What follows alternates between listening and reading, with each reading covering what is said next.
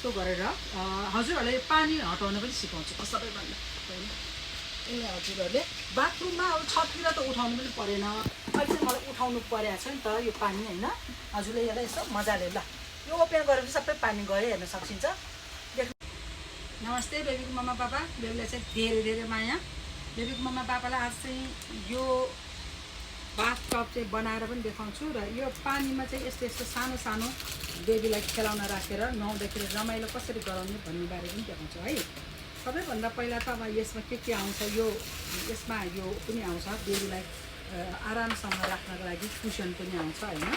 सबैभन्दा पहिला त अब यिनीहरूलाई फिट गर्नुभन्दा अगाडि हजुरलाई देखाइदिउँ। यहाँनिर पानी जाने ठाउँ छ, नुहाइसकेपछि पानी हुन्छ नि, त्यो पानी जाने ठाउँ छ भने नुहाउनुभन्दा अगाडि चाहिँ हामी यसरी फिट गर्छौँ र हजुरहरूलाई म पानी राखेर पनि देखाउँदैछु ल।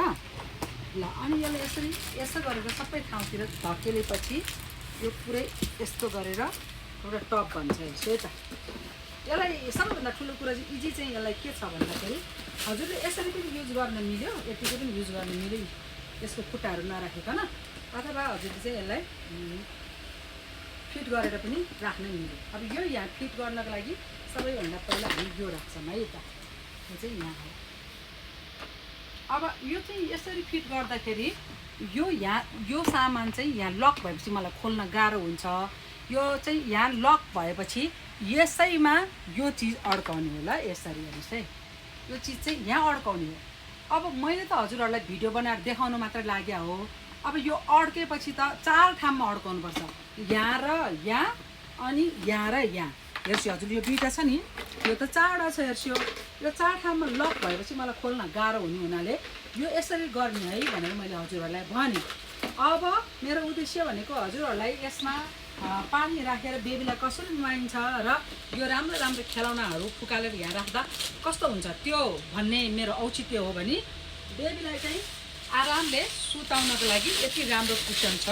अब हजुरहरूले नुहाइदिने बेलामा त यो कुसनलाई मजाले यहाँ राखेर बेबीले यहाँ राखेर नुहाइदिँदाखेरि भयो। यो कुसन पनि म खोल्दिनँ, किन भन्दाखेरि यो पानी परेपछि यो पनि अलिक नमजाइ हुन्छ, घरमा हुँदाखेरि यसलाई सुकाउनु मिल्ने हुन्छ। अहिले त मलाई सुकाउनु ठाउँ पनि छैन, सो अब पानी मात्रै हालेर देखाउँछु। हस् बाटामा पानी भरेर ल्याएँ ल, 1 बाटा पानी हालेँ जम्मा, पुरा पानी चाहिँ हालिनँ होइन। हजुरहरूले आफ्नो तरिकाले नुहाउन सकिन्छ।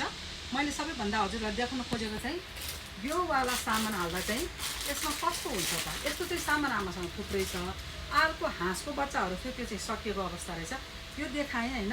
बेबी नुहाउनु मान्दैन नि त होइन, बेबी नुहाउनु नमान्दाखेरि 3-4वटा यो हालिदिँदा कस्तो हुन्छ त, हेरौँ है त, ल हेरौँ है। ओ रमाइलो हुँदो रहेछ, यस्तो गर्दो रहेछ है। अनि बेबी